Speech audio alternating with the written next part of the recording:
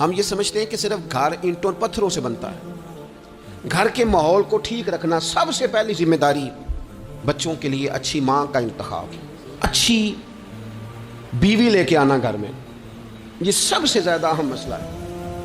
نہ مانے ہم، لیکن بہرحال ڈھیر ساری جگہوں پہ دولت دیکھی جاتی ہے شادی سے پہلے۔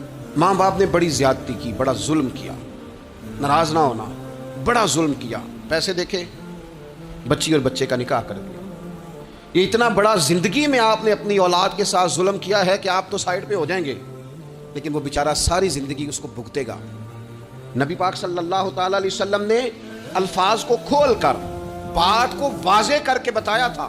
ایک تو ہوتا ہے نا کہ آپ کو کسی تشریح میں جانا پڑے، حضور نے بالکل کھول کے فرمایا کہ عورتوں سے محض ان کی خوبصورتی کی وجہ سے شادی نہ کرنا، اس لیے کہ خوبصورتی ان کو ہلاکت میں ڈال دے گی، اور فرمایا محض ان کے مال کی وجہ سے شادی نہ کرنا، مال ان کو سرکش بنا دے گا۔ یا رسول اللہ صلی اللہ تعالی علیہ وسلم پھر کیا کرے؟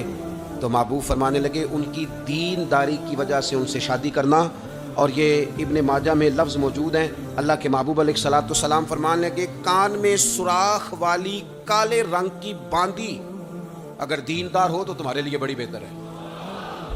باندی ہو، رنگ سیاہ ہو، کان میں سوراخ، اس سے نکاح کر لینا، شرط یہ ہے کہ دیندار ہو۔ بہت اثرات ہیں ماں کے، لہذا اس انتخاب کے اندر باریکی کا مزاج پیدا کریں اگر اپنے گھر کا ماحول ٹھیک رکھنا چاہتے ہیں۔ اور اگر ماحول ٹھیک نہیں ہے تو پھر آپ کروڑوں روپیہ لے آئیں، جس کے بچے ہی ناکام ہو گئے اس کے پیسے کیا کریں گے؟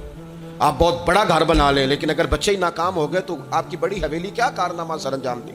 اور اسی طرح کا معاملہ مرد کے ساتھ بھی ہے۔ نبی پاک علیہ الصلوۃ والسلام نے فرمایا جب تمہیں ایسے لوگ پیغام نکاح دیں جن کا دین اور اخلاق اچھا ہو تو پھر اپنی عورتوں کا نکاح ان سے کر دو۔